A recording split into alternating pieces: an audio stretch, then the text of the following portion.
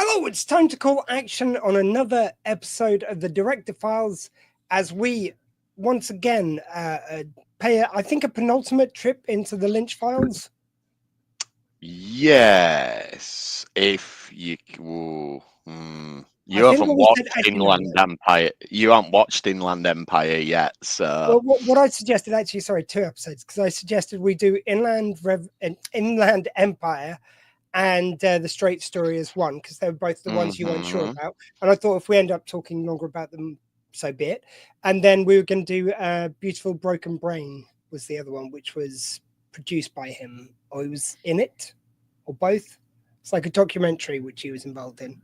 I'm not sure on that one. That'll be a new one to me. It So, was one we saw in his IMDb when we initially looked through it. So all right. we mentioned at some point it sounded interesting, if nothing else, and plus it's a it seemed like a nice kind of different out to David Lynch, and considering he was such a different director, that seems appropriate. We've just come back from our adventures, though, have we not? We have indeed. Yeah, we've been theatre lovies this weekend, haven't we? Yeah, we went to Liverpool to see Les Mis, and big shout out to Zoe, who was awesome in it. Amazing. And yes, that was really good fun. And it was the official amateur production, which I think sounds like a tautology, but it's actually a genius idea because it means people who are just that good but have only done it amateur status so far. There were so many performers in there, especially the guy who played Jean Valjean. It's the first time I've seen a Jean Valjean where he looked like he'd actually done manual labor. All the other ones were like these really great performers, really great theatre lovies. Hugh Jackman probably looked the closest, but even then, I don't know, just something not right to Jean Valjean for me in the appearance. But this guy was perfect. I think they tend to sort of cast older actors as Valjean and kind of de-age them, whereas this one he kind of started at the age he is at the beginning, and they aged him up rather. So maybe there was an element of that. I don't know, but it was, to say it was in inverted commas an amateur production. It was absolutely outstanding. Like I've seen the touring version of Les Mis. I've never seen it in London, but the one we saw the weekend was every bit as good as that. So I think the fact that they had, because they probably had a slightly lesser budget, but they made it work for them so well. They had like quotes up, like there was bits of the script which were on some boards side, and then at the back you had different quotes by Victor Hugo throughout, and then you had the staging within the stage, not on the boundaries of it. But what they managed to do with that was at one stage they had the whole every single performer, the chorus, everything on the stage, and the power of that. And because there was nothing around them to sort of distract from it, they were such a focus, and I think that was used to great effect. Yeah, I was stunned by it. I thought it was brilliant. And I mean, I'm not sure, so I want to tread very carefully with what I say here. But the guy who's playing Jean Valjean, I don't think it was a wholly white, like as in skin tone. He looked like or it's this me. That might be just you. So I'm pretty sure I saw him in the pub afterwards, and sorry, I wasn't sure if he was slightly of Asian descent. I only asked that because I don't know. That would be an interesting kind of take on it as well. The way kind of race is used against people, I think. But it might just be he had a bit of a tan skin. Ask basically. Zoe. I'll message Zoe now, and we'll try and get an answer before the end of the recording. This is, you see, I'm regretting asking this already because it already feels a little bit. What am I treading on? Carry on. No, I just wasn't sure. I thought if that was so, that would be interesting. No, I'm going to find out for you. But yeah, so what are we covering in the Lynch files then? Yes. Oh, I was also going to give a quick shout out because the weekend before that, since we last met to talk about Lynch, I saw my boy here doing a stand-up debut, which you've done a couple of open mic nights since. So I just want to congratulate you on that. Yeah, I've done 2 open mic nights now. The first one I did the material I'd done, well, a shortened version Oh, lost your audio.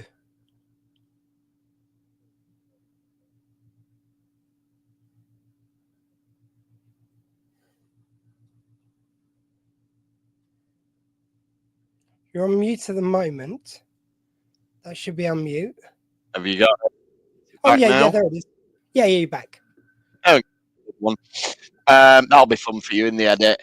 So the first open mic I did was like a truncated version of what I did at the show we did, and then I tried out some new material yesterday that I haven't sort of sat down and written it out and tweaked it and stuff like that. So I'm going to do that this week and then probably try that again next week if I make it down. So yeah, so it's been fun.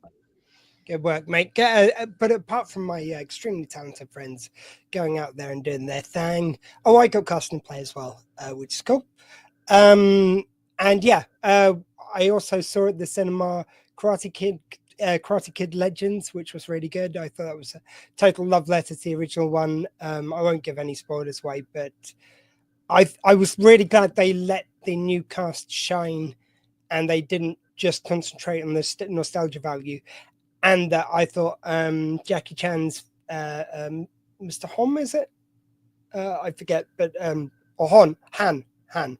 Oh, you're on mute, mate.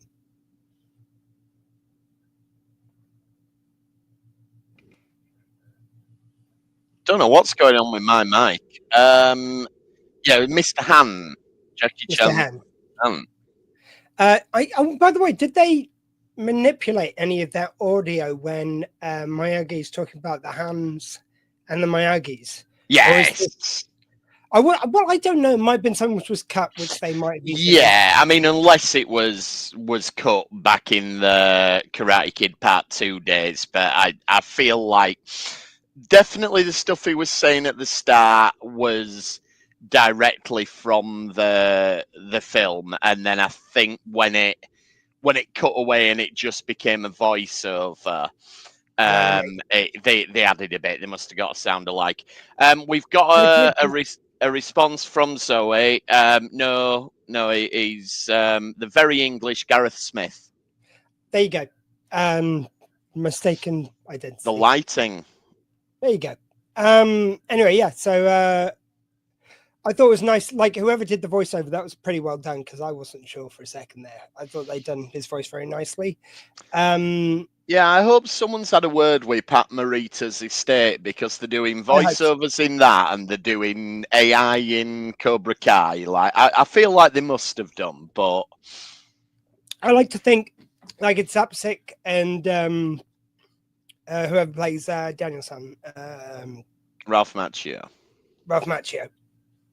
I feel like they care enough about the legacy of it that I feel like they'd want to insist on that. Because I'm sure, yeah. I think they would, because it's not something in either case that they needed to do. So I would imagine they would have only done it with permission. But yeah, I enjoyed that one as well. Yeah, and I mean, I don't want to give it away, but there's a cameo which, for me, how they did it made no sense. There was no need for it. It was weird. Anyway, I won't go into it. You'll see it when you see it. But the other one, yeah, Jurassic Park as well, or Jurassic World, whatever it's called now. It was a heist movie, which I thought was quite good. I mean, it was actually nice that they did something different. If they'd gone for another huge spectacle of like dinos just every 3 seconds, it would have looked poor because you haven't given any time for the special effects to move on or for them to think of a new angle for it or the same angle just done with new special effects. Let's face it. Yeah. But like this one was just super fun. I just like you could predict it most of the way along, but I didn't mind that. Yeah, I'm going to see it Saturday. I'm doing a double bill. I'm doing Jurassic World, then Superman on Saturday. So I will catch up with Jurassic World. Well, let me know, but I'd recommend it. Again, it didn't try to be anything the other ones have been, which was good. So anyway, that's what we've been watching. Unless you've got any other shout outs. I saw 28 Years Later, but the only thing anybody wants to talk about that is the ending, which I won't spoil. So, and just as always, I've got a record out just if anyone's bored and want to go to dogsqueedogbandcamp.com. Just put out there. Anyway, my friend, we have watched Mulholland Drive, which has thoroughly We have. confused me. I mean, right from the beginning, even on the Lynchian scale, like you've got a dance like party with multiple people just appearing across the screen dancing Yep. the purple background. That's funny even for him. Well, according to Lynch's 10 Clues, this was a thing when I bought the DVD. It had a little card, like you used to get your little booklet that had the cast and crew and everything like that in your DVDs. And it had a little card in it that had 10 clues to unlocking the thriller, which are apparently written by David Lynch, but I'm somewhat skeptical because providing a cheat sheet with 10 clues doesn't strike me as his style. Yeah, I think Frost did it. Maybe, or the studio or something like that. But number one is, in fact, pay particular attention in the beginning of the film. At least 2 clues are revealed before the credits. Right, what are the clues? Well, I don't know. I don't tell you what the clues are. You're supposed to read these. You're supposed to read these instructions and then watch the film and work them out for yourself. So we've got dancing with loads of Dancing, couples. yeah. And right at the end of that, you've got the couple screaming who are at the end. There is a subreddit that has many extrapolations of what these 10 clues mean. But have you got any of them? I mean, I can look them up, but let's bring them up. But what I was gonna talk about first is like the genesis of this film. This was originally, or the seed of the idea was originally conceived as a Twin Peaks spin-off, and the main Naomi Watts role was going to be Audrey Horne leaving Twin Peaks and going to Hollywood, and that sort of went by the wayside. And then several years later, when he resurrected the idea, this was meant to be a pilot for a TV show, and in a weird sort of twist on what happened with Twin Peaks. So, as we know, with Twin Peaks, they made the pilot and it was ultimately picked up, but they were told to film an alternate ending in case it wasn't. And so there is that weird alternate ending to the Twin Peaks pilot that you can watch. And similar with this, except it went the other way and didn't get picked up. So this was filmed as a pilot. It wasn't picked up, and then he went to different studios and got extra funding to film an ending and make it as a film. So there's a sort of a weird bit of sort of symmetry there with the pilot of Twin Peaks and this film. If I had to guess, I would guess that everything after where they go to Club Silencio is probably what he filmed to wrap it up, but I don't know that to be true. That would just be my guess, and I think you can tell that there were elements here that would have worked in a TV show. Like there's a lot of different characters, and they don't necessarily intersect as much as you would expect them to in a 2-hour film. Like the director guy is kind of off doing his own thing for most of the film, and all the sort of involvement with the mafia and everything.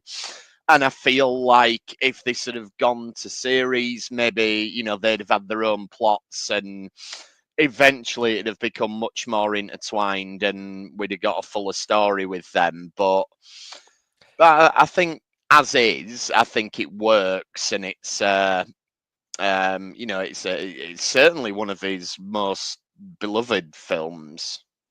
Yeah, I did feel that exactly what you're saying, that there were so many different plot lines which didn't intercede seemingly much at all, and it just it felt a bit disparate as a film. But yeah, I had no idea this was a pilot. So is this the one that he in the end said was in the same universe as Twin Peaks. No, that was Lost Highway. That was Lost Highway. In this, But ironically, if at one point this was a Twin Peaks spin-off, so I don't suppose you have to squint too hard to imagine that this was in some way part of that world. And there's definitely, I think, readings that you could take from it to fit it in with that. and wasn't the little guy from small person, sorry, pardon me, from Twin Peaks, isn't he the guy in the room here with the Yes. yeah? So it kind of like he felt like he was almost in the same place as he was in the lodge. Yeah, I Just mean, the alternate for it. I think that was partially practicality because in this he's meant to be playing someone who's not a dwarf.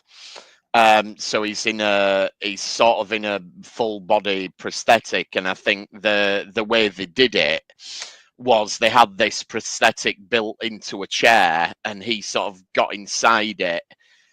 So he's kind of stood, as you look at it, he's kind of stood up with just his head poking out of this prosthetic. I honestly didn't. I didn't realize he was. I mean, I thought he looks a little bit taller. Maybe they're using a funny angle, but not enough to make him not look like a little person. So maybe No, it's if you just look at it, he's.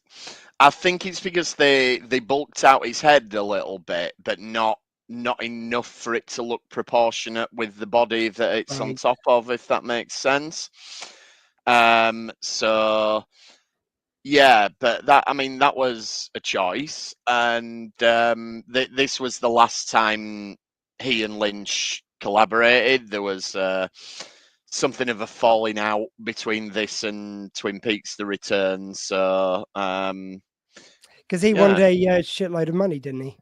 it depends. Yeah, it depends whose story you believe. I don't want to get in trouble, but it's all out there. But yeah, it's alleged that he asked for far too much money, and then when Lynch turned it down, he started bad mouthing David Lynch and accusing him of harassment and all kinds of things. Which who's to say? But I don't think that's been borne out by anybody. I'm saying that now, though. When are we putting this out tomorrow? You never know. There could be David Lynch gets Me Too, but hopefully not. What was in your stand-up? While you're going to the tip. Yeah, but I think you probably shouldn't make statements like this in the culture we live in, but with the amount of young women who've worked with David Lynch and the fact that he's never been shy about how much he enjoys young women, I have a feeling that if something were going to come out, it probably would have done by now, particularly with him having passed away. I mean, you never know, because there's always the double bluff, for one of a better phrase. It's always like when people hide in plain sight, but there's usually the worst kept secret. So in the mainstream, not everyone knows, but usually there's murmurs around Hollywood, which will come out. And like you say, especially after someone dies, not always necessarily straight away, so you never know. But it would be very surprising given how, if he was doing it, like everything he did on film would point towards it, and no one said he was doing it. Yeah, and there's been things like he had a falling out with Lara Flynn Boyle, and I imagine if she'd wanted to, or if there was any of that going on, there would be no reason for her not She's to report. But anyway, about harassment too, hasn't she? Anyway, yeah, I think so. So if she was going to, it would appear that she would. You would think, and that's not to say that Michael J. Anderson isn't. I'm not saying we should disbelieve his story, but it does seem coincidental that there was a big dispute about money, and then all of a sudden these things come out. But anyway, a million one disclaimers later. So this is the two of them's last collaboration anyway. How did you guys get cancelled? Well, I started off by wondering if a lead in a play was a race, and then you said something about some sexual harassment, and suddenly we don't have a show anymore. Well, yeah, we will be very careful, but And I think it's also we're in humor. fairly Like we were genuinely asking questions. That's all. It's, yeah, yeah, we're always open to new evidence as it comes out for anything. I think indeed. it's the best way to put it. So yeah, I mean, straight away you've got the crash at the beginning after the credits, pretty much straight away, and Yep. then she ends up hiding out in a bush and then going into a shower, and the woman who comes into the house hears the shower on and Hmm. goes to look in the shower, even though you can clearly see a naked body silhouetted. Yeah, it's all very weird because, like, It's Naomi Watts' character is allegedly coming to stay with her aunt or something, and she's like, "Oh, my aunt never told me you'd be here," and it's like, are you not more alarmed by this? Like, if I was going to stay at the house of a relative and I got there and there was a random naked person in the shower, I wouldn't just immediately assume, oh, my aunt must have a random naked person living here and has just neglected to tell me. I think I'd be a little bit more perturbed by it, perhaps. But and yeah, again, I think the fact that you can clearly see there's someone in there, and she acts surprised when she sees someone in there. What? I Yeah, it's weird. it's a You don't call first. strange. Yeah, it's a strange way of sort of introducing the two main characters. I mean, maybe I could sort of like see that maybe her aunt or her, was it her aunt? Her I aunt's think place? she says her aunt. Yeah. Maybe her aunt is just one of those who always lets strangers come into the house, like, friends of sisters of, just random acquaintances, someone who they know stay at the house. I could kind of like get past that, but yeah, just blatantly going in and just looking at someone in the shower when Yeah, they're already there. That's weird. yeah. If you heard someone in the shower, you'd probably knock on the shower door and say who's there or some. Yeah. I mean, there is something when she gets dropped off by her. Yes, so it's her aunt who just drops her off at the bus station, isn't it? Yeah, and these two characters who are just sort of like manic after they drop her off. There's this sort of maniacal kind of laughter. And they do reappear right at the end as tiny little people.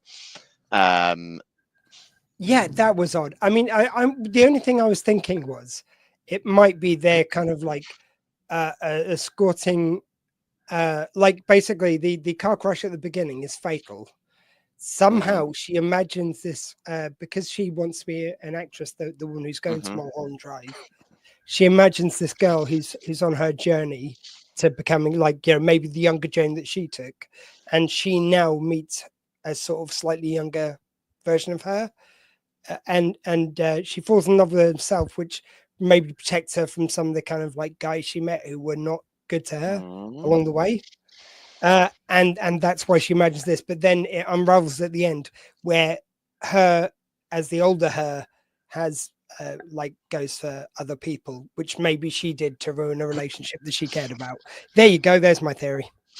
Yeah, yeah. My take on it is I think, and this is why I was a little bit disappointed with this the first time I watched it, because as we discussed when we watched Lost Highway, that's still my favorite Lynch film. Mhm. And this to me feels like an inferior version of that, because whereas what I thought was going on in Lost Highway was that you've got this story of a guy who kills his wife, and then the middle of the film is his fantastical justification of why he did it. Yeah. I think this film is a story of a young lady who goes to Hollywood, tries to make it in Hollywood, falls in love, it all goes wrong, and she doesn't make it. And I think that all of that is shown at the end of the film. So after we get to that bit where they go to Club Silencio and everything kind of changes. Yeah. So maybe the last half hour of the film, I think, is what most approaches the true version of events. And I think the beginning of the film, right up until then, is kind of a romanticized version of it.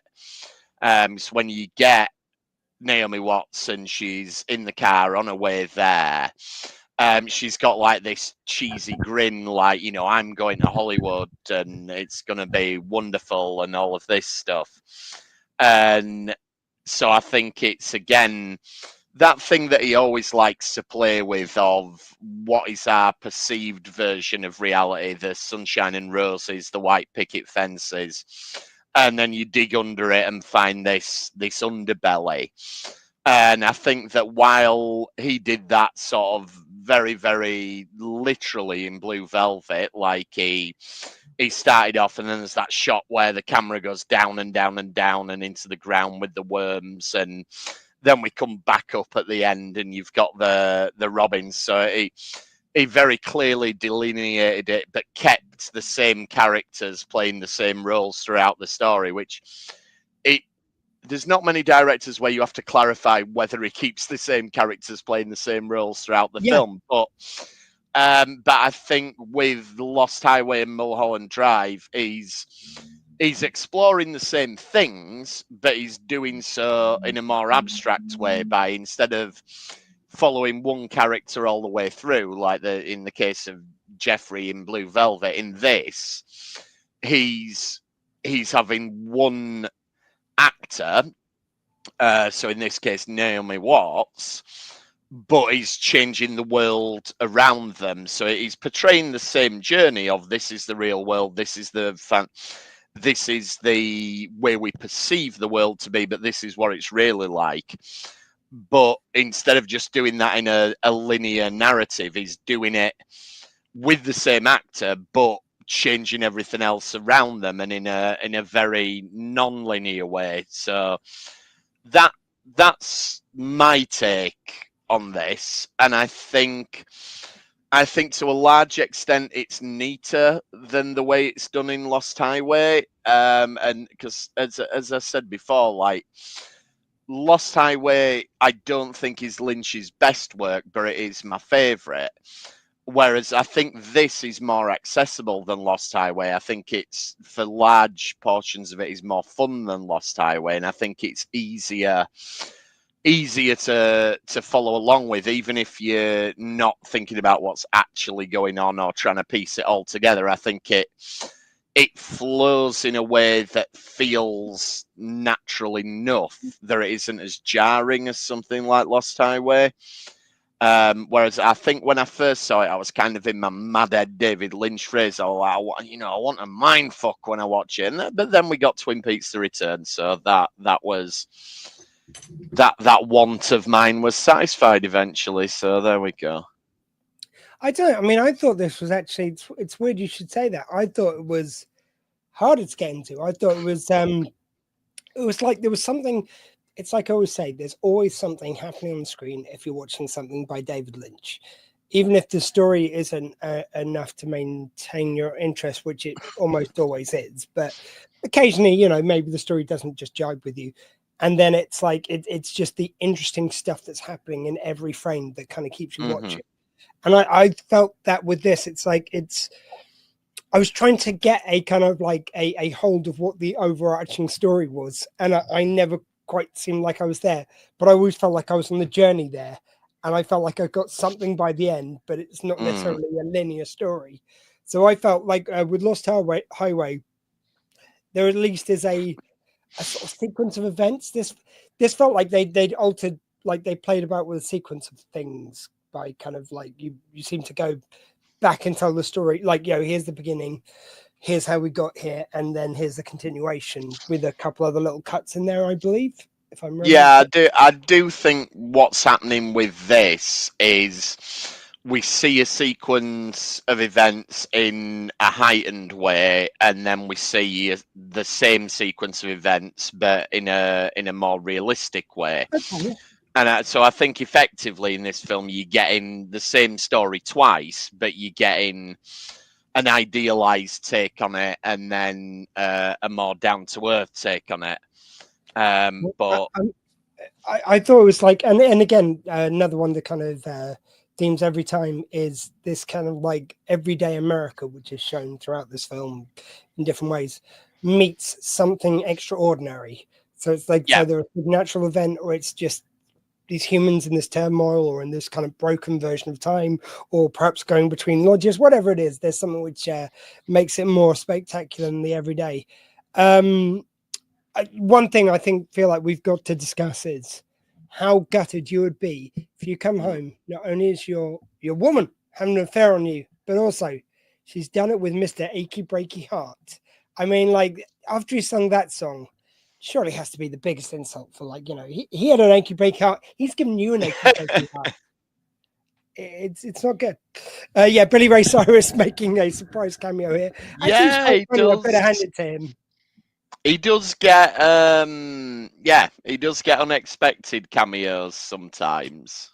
But it's quite funny. He was going, it's like, come on, now don't be nasty to your woman. It's probably best you know this. It's like, what the fuck? He's just talking like so logically about it. It's great.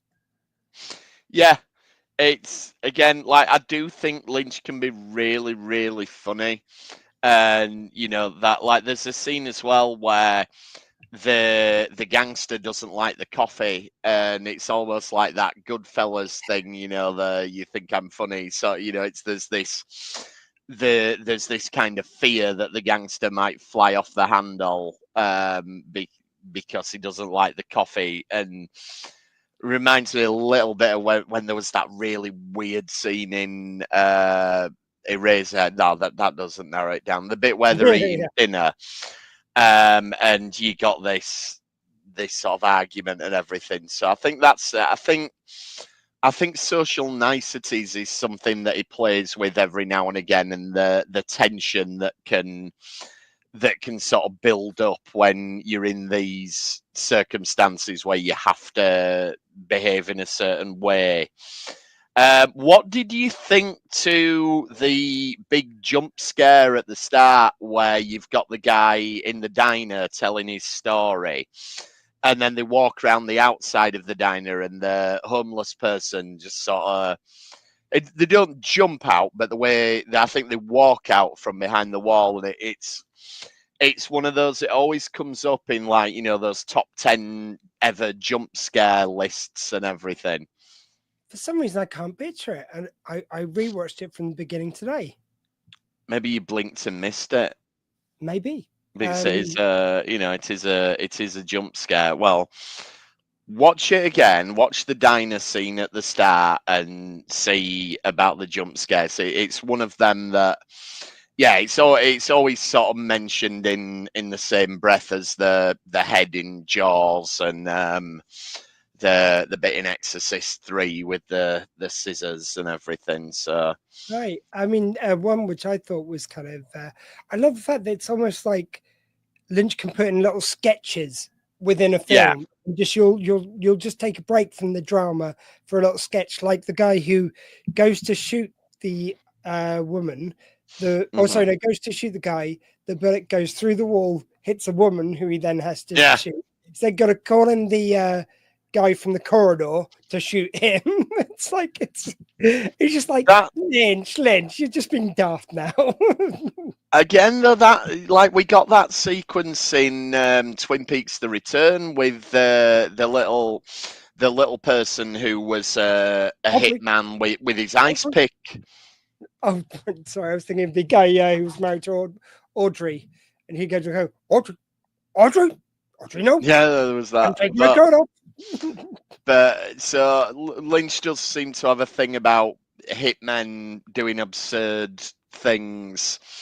But yeah, because he's another character who he appears early in the film, and you kind of like, is this a different film? What are we watching here? But then it does get revisited at the end, and this is why I think that the end is basically replaying everything else, because you see that he's actually hired by Naomi Watts' character to kill the other lady. So, you know, if with that information, it makes more sense what he's doing at this point in the story, but when you first go through it, he does just seem to appear out of nowhere and not have a lot of bearing on anything else, apart from it being quite a funny. I thought it was also kind of interesting the fact that they kind of they take so long getting to the point where the two ladies have that very erotic sex scene, and then they both like they're saying that I love you during that, and up until that point, none of that's happened. You know, they haven't kissed, they haven't been intimate at all. You know, it's been you could sort of the tension's been building, but they finally get it together. It's so kind of like beautiful, as I say, really sexy scene. And then almost straight away, she starts going after other people. It's like Lynch.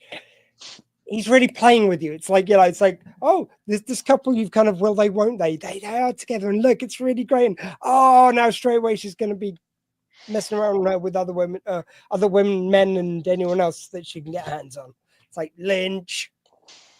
Yeah, and again, though, I think that's like the idealized version kind of falling away. Like the Naomi Watts' character has got this romanticized version of what Hollywood would be, and then you see that slipping away from her when the person that she's fallen for is not kind of faithful to her. So I do think that's very pointed, and I think if we accept that the first part of the film is seen subjectively from her point of view, then arguably the other character isn't really like that. You know, maybe the relationship isn't as sweet and as romantic as we're being presented it with at first glance. That's interesting. No, I must admit, in that moment, I was like, I really did feel kind of satisfied, like in the movie, that it seems natural that they're together. They're going to recover her memories, find out what she was doing. Brilliant. We're going to get a nice logical ending, as you always do with a Lynch film. Everything's going to be, oh no, Lynch is up to his old tricks. Oh, but yeah, like you say, there's all this subtext, but I don't know. Yeah, he really did get me with that one. I was really happy at that moment. Like it just seemed so nice. And yeah, and he's very good at having young attractive people having sex like that. That's one of his go-to moves in films. It's like the it people, and even like this is before Naomi Watts had really been in anything, if I'm right. Like it's usually on yeah, this was one of a kind of a breakthrough role, and when you think about it, that makes sense. She'd been cast as the lead in a TV show when she did the, you know, this was meant to be a TV show. She was looking for television work, and then because of the circumstances surrounding it, it ended up being a film, and it was her break into bigger roles in films. So, you know, all very lucky, which I suppose there's an irony to that, considering this film's all about an actress trying to break into Hollywood, and even though it wasn't intended to be a film originally, it ultimately did get her there. So, I mean, I think one thing which we have seen throughout his career is that it's usually he will find the star to make. He will find a person who's just really perfect, who's always got an interesting take on everything, who will do something you're not expecting. He will like they are the young and beautiful people of the day, a lot of them who are the kind of leading men and women. And then you got the really quirky, interesting ones like Nance, which is absent in the film, notably, I believe, unless I missed him. No, I don't think he's in this one. Yeah, we're caught with Nance down in this one. So I just think he's really good at finding these just wonderful, interesting actors, and say sometimes the attractive ones who are going to be like the next big thing, like Patricia Arquette went on to so many big things. There's a couple of them which we looked through, and they'd done some stuff, but most cases this was what elevated their career, if not created it.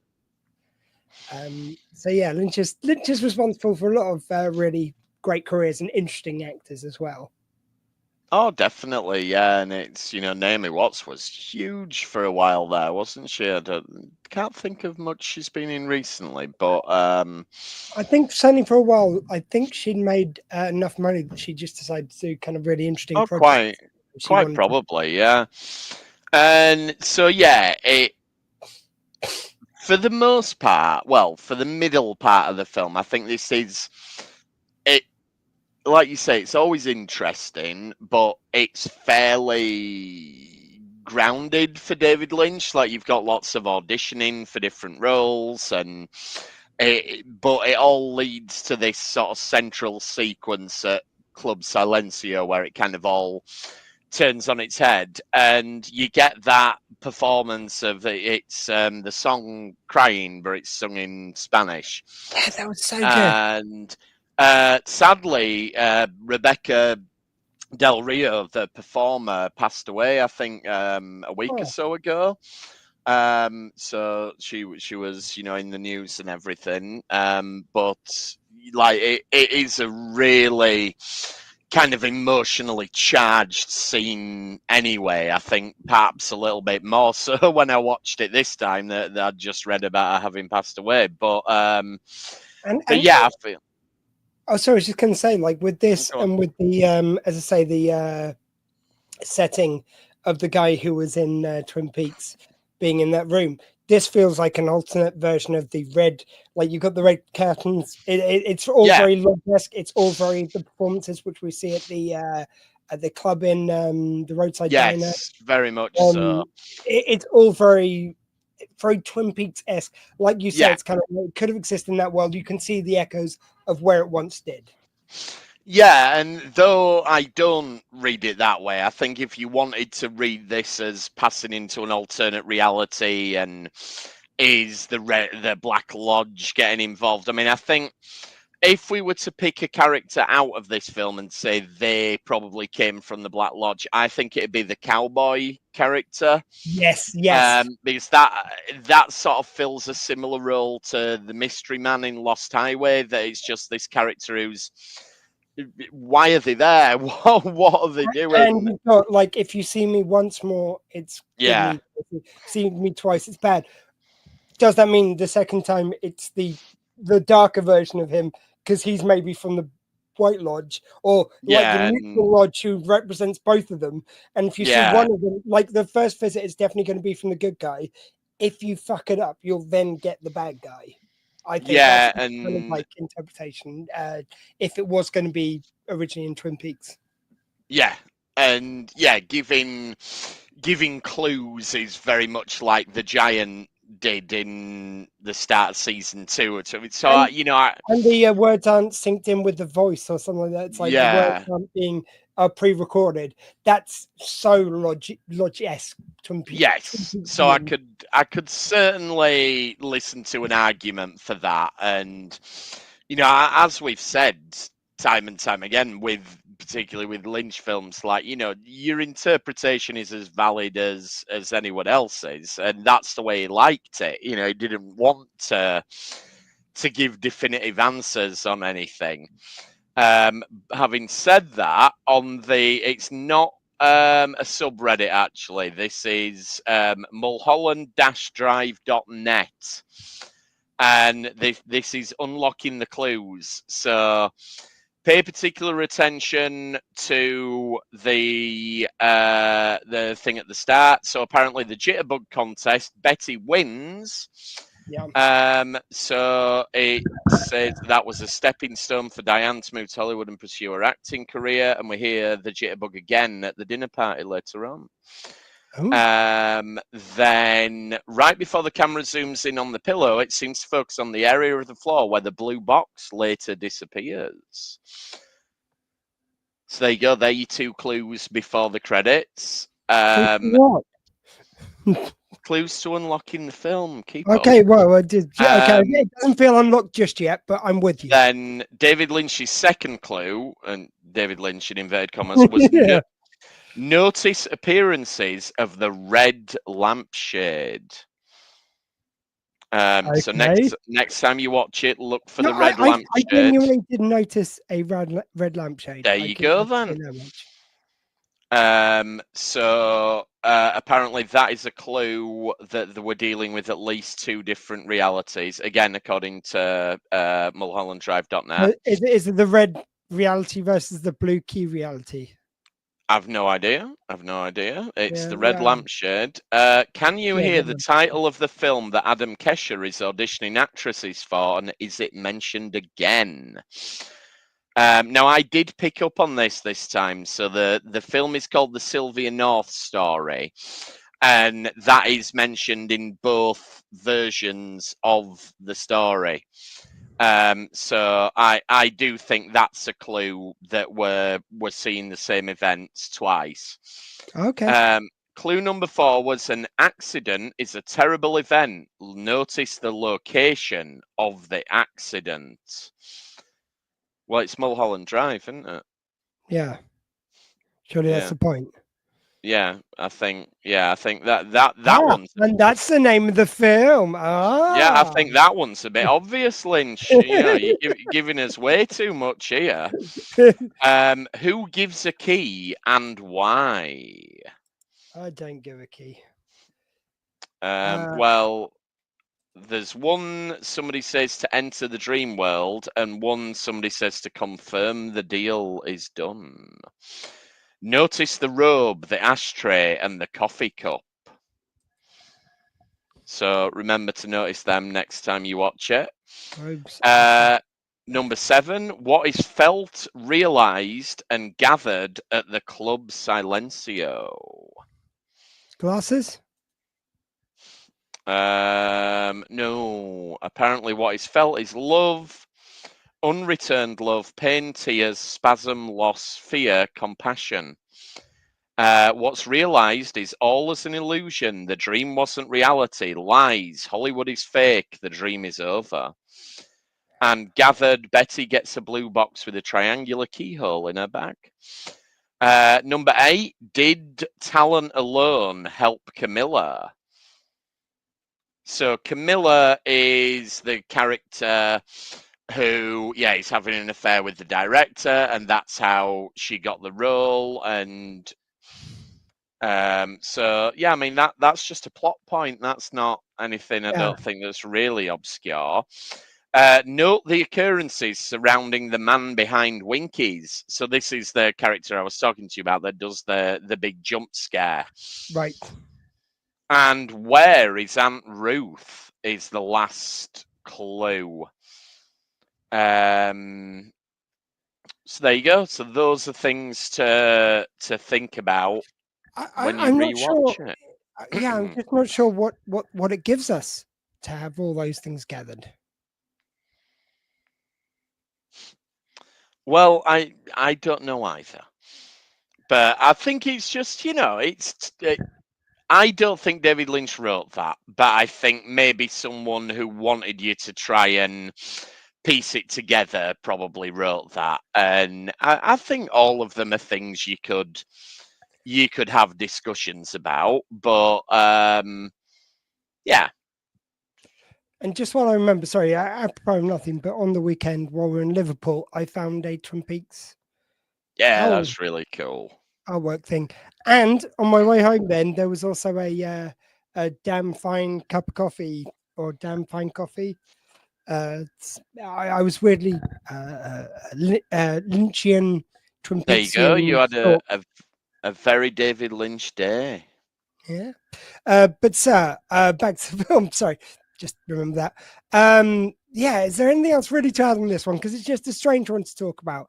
I'm glad I watched it. Yeah. And I'm not sure how much. Like, I know it's praised as one of his, but like now I want to watch it back and watch for all those clues. Maybe after a week or two. I mean, I wouldn't necessarily focus on looking for those clues. Because I feel like that's almost somebody trolling.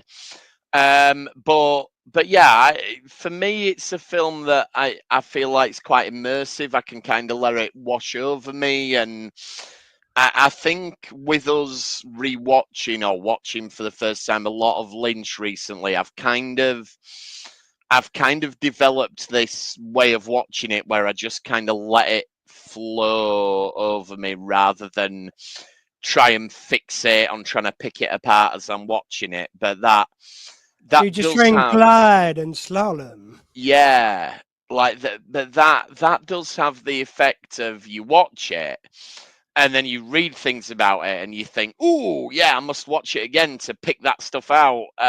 So but yeah, I would definitely say give this one another go. Oh yeah, I mean, But I don't think there's any of them which I would say I'd never watch again.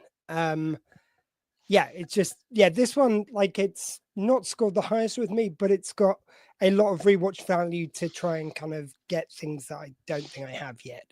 yeah, It's I like, some don't. Lynch films need to be watched more than once, and they might become your favorite. Yeah, absolutely. But yeah, I just don't find it as interesting as Lost Highway. For all of Lost Highway's flaws, I still enjoy that film much more. And this one, weirdly, is sort of almost universally praised. Like I think it's the New York Times is doing a thing at the minute because we're a quarter of a way into the century. So they're doing what are the best films of the century so far. And Mulholland Drive is very much in that conversation. Yeah, it's interesting. Yeah, I mean, I remember the film. You know that? I'm sure you know the film Primer. Yes. So it's a time travel one, and it's all about. So essentially, they use some special oxygen. For every minute they're in the time machine, they go a minute back in the past. Hmm. So there's all sorts of equations and everything, and you have to watch it like half a dozen times and find the cheat code, as I did online, and then you watch it again and it clicks, and you suddenly really enjoy it after going, "What the fuck? This doesn't make any sense." Lynch is like that all the way through his career. It's like I like Yes. them to different degrees the first time I watched them, but then when I watch them further, it always changes somehow, like whether it's up Yeah, or I down, agree. or usually it's up, but it's like because I actually understand something that's very So carefully encoded in there. no one's gonna believe me when I say this, but I did get Primer the first time.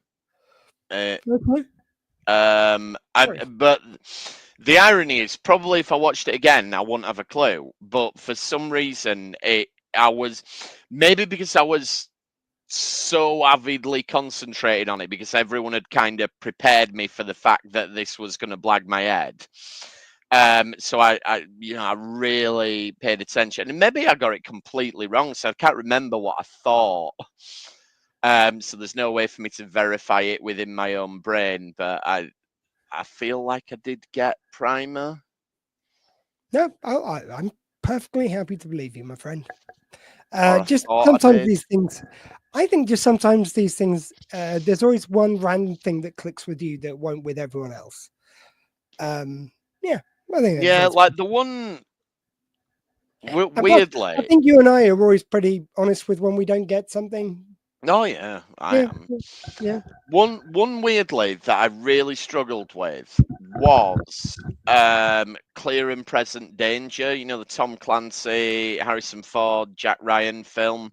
yeah. And my dad really likes Tom Clancy, and he wanted to go see it, so I went to see it at the cinema with him. Had not a clue what was going on. It was all like, oh, well, they're invading this country, but that's actually because so and so's bribed him and he's done this and he's going to sell the weapons to him and blah, blah, blah. And I just remember thinking, I have not a clue what's going on in this film. And then I saw it on video. And the second time it clicked and I loved it. And I thought, oh, I can't wait to watch that again. Watched it again. Didn't have a clue what was going on again. Really weird. But that one Apparently, time I enjoyed it.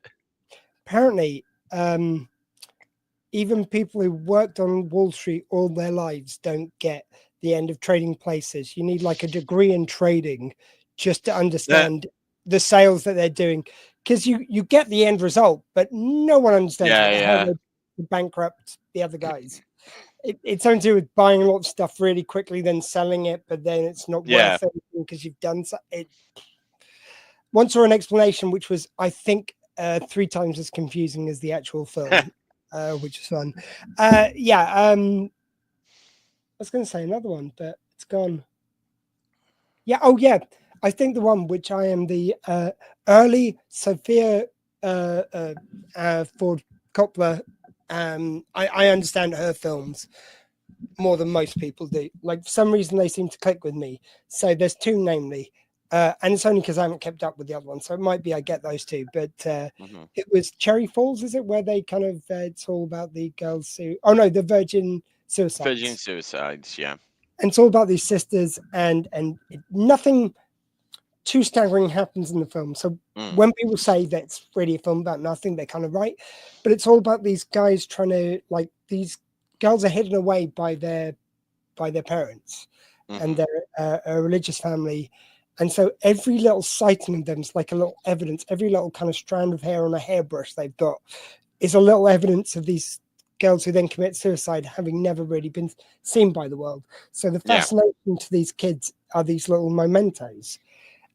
And that really clicks with me in a way that it doesn't for a lot of people. I guess it's not really kind of the complicatedness of it, but it's just why that's special.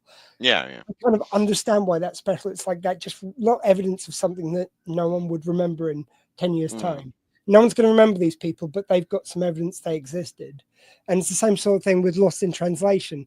Yeah, it's really like nothing much happened, but for the course of a few days, Bill Murray gets to be someone he's never allowed to be because there's certain expectations of him, and he's got a wife and he's got a career, and he just spends all his days doing the same thing. Like even when he's doing the whiskey commercial, which is just this hilarious scene of this guy going, Roger Moore, and he's like, you want me to do Roger Moore? Because he doesn't understand what he's saying. So he just starts to do Roger Moore, and the guy looks so gleeful. And I didn't mean to take the mickey out of his accent, by the way. Just like my best approximation of what I remember being in that bit of the film. But yeah, it's like even then he's got to shuck and jive and be a certain version of himself. With Scarlett Johansson and her young friends, he gets to just be this ordinary guy for a couple of days. And again, that kind of clicks with me, but I understand why it's not big for anyone else, really. I liked Lost in Translation. I've not seen the Virgin Suicides, but Lost in Translation I really liked. Yeah, I think you've got to have a lot of patience with those films, but I did, because I felt relaxed the more those characters felt relaxed. And I guess kind of collecting little odd bits of memento maybe speaks to a certain part of my mind. But there we go. Sir, it's been a pleasure as always going through Lynch with you. I reckon, so next one we do the two remaining ones, and then the other one we do the Beautiful Broken Mind one, and I think we give our own rankings of the Lynchian films. Oh, interesting. Because then it's sort of like doing the same 2-for-1 kind of thing. Yeah, cool. Are you free next week, sir? Some time to do this? I will have to check, but theoretically. But if not next week, it will be very soon. Thank you very much for joining us again. Thank you very much, Captain Jim. Thank you.